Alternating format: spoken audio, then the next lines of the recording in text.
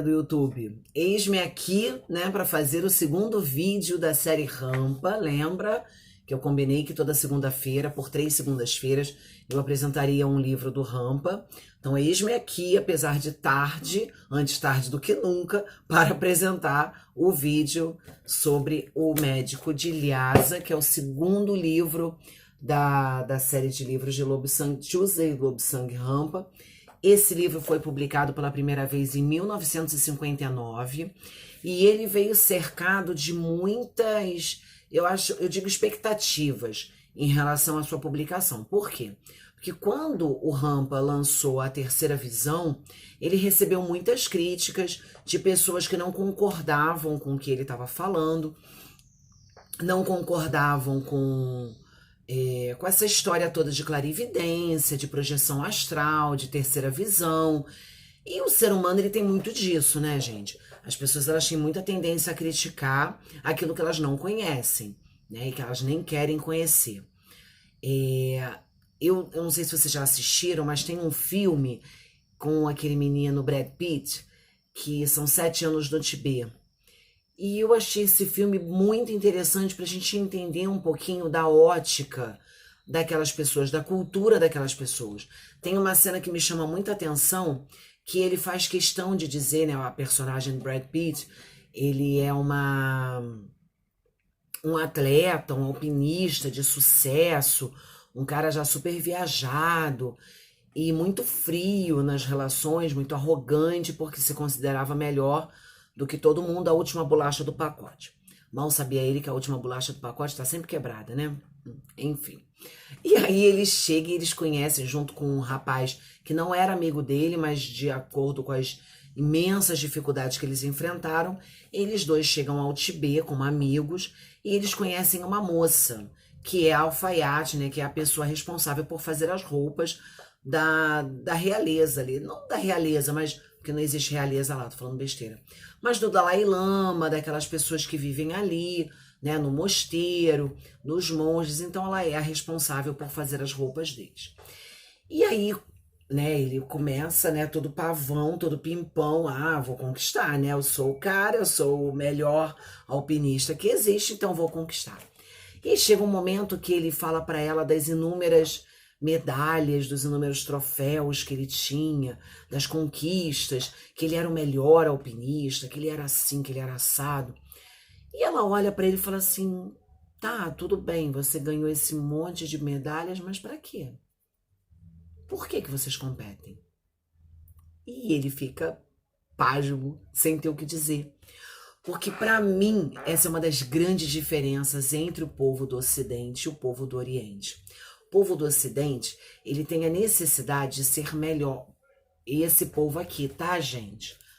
Que é descrito, que morava em Lhasa, lá no Tibete, tá? Eu não tô falando dos outros orientais, porque a gente vai aí se deparar com o pessoal da China, que é altamente competitivo, Japão, que é altamente competitivo. Não tô falando dessa galera, tô falando do pessoal lá do Tibete dessa época. Início, meados do século XX, vamos dizer assim.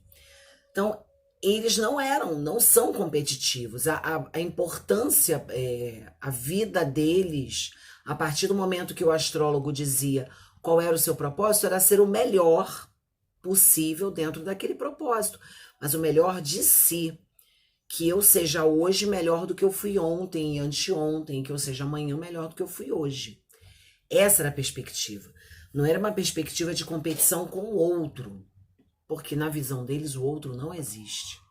Existe nós, assim. Existe eu, você, somos todos parte do mesmo todo. Existe o todo. Muito que bem. Então, nesse livro aqui, Médico de Lhasa, eu lembro que no primeiro livro ele fala, né, da sua infância, da sua adolescência, da sua entrada lá no mosteiro de Shakpuri, né? Eu acho que eu não mencionei, mas nesse mosteiro ele acaba se tornando discípulo de um lama, que era uma patente alta, vamos dizer assim, chamado, cadê ele aqui? Mingyar Dondup. eles acabam travando uma amizade muito grande, amizade essa que já existia desde a última encarnação do Lobsang Rampa. Ele já havia desencarnado, o Mingyar Dondup, eu não sei falar esse nome direito, também já havia desencarnado, ele reencarnou antes de Rampa, e Rampa vem depois e se torna discípulo de Mingyar. Enfim, eles se conhecem e ele é o grande mestre do Lobsang Rampa, é a pessoa que se coloca como um pai espiritual, um pai em todos os sentidos, que cuida dele, que protege ele. Tem um incidente que ele cai na cozinha, e aí ele precisa de cuidados médicos, e o Lama fica ali do lado dele o tempo todo. Então é a pessoa mais importante da vida de Rampa, sem dúvida nenhuma, que foi quem abriu as portas mesmo de todo o conhecimento, de todo o afeto que era possível naquele momento. Bom, nesse segundo livro, ele deixa Shakpuri e ele vai para a China, para o mosteiro de, cadê o nome? Chungking. Nesse mosteiro, que não é necessariamente um mosteiro, né? Ele é uma faculdade, uma universidade. Ele se depara com um modo ocidental de viver dentro do Oriente. Então ele se depara com cama, que era uma coisa que para ele não existia, eles dormiam no chão, né, no máximo ali com um rolinho para a cabeça, para organizar a coluna. Ele se depara com vaso sanitário, que ele ainda não conhecia, né, eles faziam de uma outra forma. Ele se depara com um mundo de coisas, com a calça comprida, que eles também não conheciam, que eles vestiam aquelas túnicas, né? Então ele se depara com um mundo de coisas que ele ainda não havia descoberto, que não haviam chegado no Tibete. E, ao mesmo tempo, apresenta para essas pessoas, para esses professores e para o diretor de lá, todo o potencial de clarividência que era presente nele, né? O diretor ficou muito espantado com a capacidade dele de ver a aura, e um dos professores que foi ensinar sobre eletricidade fica muito irritado porque ele percebeu que o Rampa sabia mais do que ele sobre eletricidade. E a gente tem muito essa mania, né? De achar que a pessoa que vive numa cultura diferente da nossa, numa vida diferente da nossa, ela sabe menos do que a gente. E, na verdade, nem sempre isso acontece, né? Esse é o perigo da verdade, de uma única verdade, né? Já vou aí citando Chimamanda, lá no primeiro TED que ela apresentou, ela tem uma palestra com esse nome, O Perigo de uma Verdade Única, né? Porque as pessoas olhavam para quem era da Nigéria como se fossem selvagens, abutres, como se não soubessem inglês, como se não soubessem falar adequadamente, comer adequadamente. E aí, quando a menina se depara com a Chimamanda falando inglês e absolutamente normal, absolutamente como ela se espanta. A mesma coisa aconteceu com o Rampa, né? E esse professor ele ficou extremamente incomodado porque ele se considerava o detentor do saber, e o Rampa chega ali apresentando para ele que também detinha saber. Muito bem, ele aprende a ser médico, aprende as questões ali ocidentais da medicina, porque as orientais ele já havia aprendido lá em Shakpuri. E aí ele traz alguns pontos que eu marquei aqui para eu não esquecer de falar para vocês. O primeiro ponto que ele traz, e que para mim foi muito interessante quando eu entrei na senda, e muito difícil também, foi a questão da imaginação. Porque quando a gente é criança, né, quando a gente é pequeno, a gente a gente escuta que imaginação é uma coisa nociva, né, que imaginação é uma coisa dos loucos, dos viajantes, dos iludidos, das pessoas que não estão ali com a sua racionalidade completa. E, na verdade, o Rampa vem trazer para a gente que a imaginação ela é uma ferramenta muito valiosa quando a gente vai tratar desse tema de projeção astral, quando a gente vai tratar de uma visualização, né? Quantas vezes num consultório de um psicólogo ele vai precisar que o seu paciente faça uma visualização, ou quantas vezes na meditação você vai estar num lugar altamente urbano e você vai precisar imaginar que você está num lugar de paz, num lugar tranquilo, numa relva, perto de um rio, perto de uma cachoeira. E é essa imaginação que vai fazer com que o seu corpo se acalme e se concentre e chegue ao ponto de uma meditação profunda. É como se você... É como não? É você levar a sua mente, o seu corpo mental, estava tentando lembrar a expressão que a Gina usa, seu corpo mental para aquele espaço. E isso é amplamente possível, só que isso não se dá sem imaginação. E aí me espanta muito perceber que aqui no Ocidente, né, o quanto essa imaginação é tolhida. Ela é tolhida por um lado, né? Quando você fala para alguém, por exemplo, eu medito. Ai, você vira quase um ET, né? Agora até que não. Mas no começo, eu observava que as pessoas me olhavam assim como se eu fosse um ET. Hoje, a meditação, ela tá muito mais difundida, né? As pessoas... Caiu na moda, né? Graças a Deus, que é uma coisa boa que caiu na moda. Mas tá muito mais difundida, então as pessoas já estão entendendo que não é um bicho de 7 cabeças. Mas o quanto que, ao longo do tempo, nós fomos programados para entender a imaginação como uma coisa nociva, se ela trata de um autoconhecimento, de um auto mergulho, né, de uma meditação, de uma transcendência de mente, né, transcendência da matéria. Aí para muitas pessoas ela é uma coisa ilusória e desnecessária.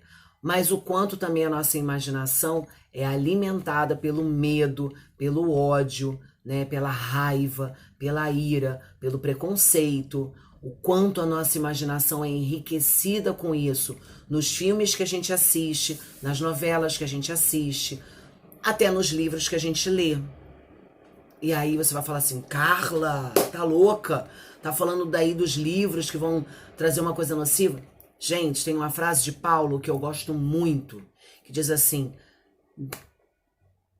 tudo me é lícito, esqueci a frase, tudo me é lícito, mas nem tudo me convém. Tava lembrando só da última parte. Tudo me é lícito, mas nem tudo me convém. Eu posso assistir um filme entendendo que ali são personagens e que estão vivendo cenas, sem necessariamente me emocionar com aquelas cenas, sem necessariamente sentir raiva do personagem. A mesma coisa com a novela. Você gosta de novela? Beleza, bacana, sem problema nenhum. Entenda que aquilo é uma personagem que está contando uma história. Sem precisar alimentar essa raiva, esse medo, esse desespero. A gente está em plena pandemia. A gente vai assistir o noticiário para saber o que está acontecendo, se está tendo alguma evolução ou não? Sim, correto. Mas sabendo que a gente não precisa sentir medo, a gente pode se cuidar, sabendo que se a gente entrar nessa paranoia de medo, a gente baixa a nossa imunidade e a gente fica suscetível a doenças. Então é o equilíbrio o tempo todo, é o equilíbrio. É isso que busca, o caminho do meio, né? Muito bem, falamos de imaginação. E aí no meio do livro, já do meio para o final, ele está num momento ali transcendendo, né? Meditando, numa meditação profunda, e ele recebe a visita do seu mestre, né? Do Mingyar Dondup, que tinha acabado de fazer a passagem, tinha acabado de falecer. E ele vem para dizer para Rampa para ficar tranquilo, que a vida dele trazia ali, pelo que ele conhecia dos ocidentais, uma carga muito pesada de preconceito, de ódio, de raiva que as pessoas iam sentir dele, porque o grande propósito da vida de Rampa era apresentar para as pessoas a existência da aura. Esse era o grande propósito. E ele ia ajudar, assim, estava dentro do cronograma, que ele ajudasse a se criar aquela máquina Kirlian, não lembro o nome agora ao certo, que consegue fazer uma fotografia da aura para ajudar os médicos ocidentais a encontrar a causa dos problemas sem necessariamente ficar ali tratando só a consequência. Então, ir direto à causa, que é o que a homeopatia faz, né? Então, como nem todos os médicos são clarividentes, e nem todos os médicos acreditam na clarividência, como nem todos os médicos têm ali a vontade de buscar isso, se pensou em criar essa máquina para que isso fosse possível para todo mundo. Então, Mingyar Dondup falece, logo depois o 13º Rampa também. Eu penso que esse 13º Rampa, a louca, o 13º Dalai Lama também falece, também faz a sua passagem. Tenho para mim que esse Dalai Lama que está aí não chegou a conhecer o Rampa, tá? Porque aí eles são escolhidos, né? Eles nascem e já vão para a escola. Provavelmente ele já estava ali em algum mosteiro estudando, trabalhando, mas ele não deve ter conhecido o Rampa, tá? Isso não é descrito aqui, nem no próximo que eu já li, que é o da próxima segunda-feira. Muito bem. Ele também fala, falei da clarividência, falei das surpresas, ele também fala uma coisa que para mim foi fundamental e me ajudou a ajudar uma turma que eu tinha, que eu observava que os alunos ficavam extremamente nervosos na prova. Então, alunos que me davam respostas muito boas em aula, quando chegavam na prova, eles não conseguiam ter o desempenho que eu esperava que eles tivessem, porque eles tinham ido muito bem nas aulas. E aí o Rampa, num capítulo aqui, ele ensina como que a gente deve respirar para acalmar o nosso corpo e para abrir a nossa mente. E eu comecei a fazer esse processo com as turmas antes da prova. Eu fazia uma mentalização com eles, olha aí a imaginação. Fazia uma mentalização com eles, onde eles imaginavam a nota que eles gostariam de ter, imaginavam saindo bem. Claro que lembrando a eles que se eles não estudassem não ia adiantar nada, né? A mentalização, a imaginação só, sem o estudo não ia resolver muita coisa. Mas eu colocava ali para eles que era importante, né, que eles imaginassem aquilo. Fazia essa respiração com eles, que é muito simples, eu posso até ensinar aqui para vocês. Ele inspira contando até 6, prende 6 tempos, né, a respiração presinha, e ele expira contando até 6. Então, eu vou fazer com vocês.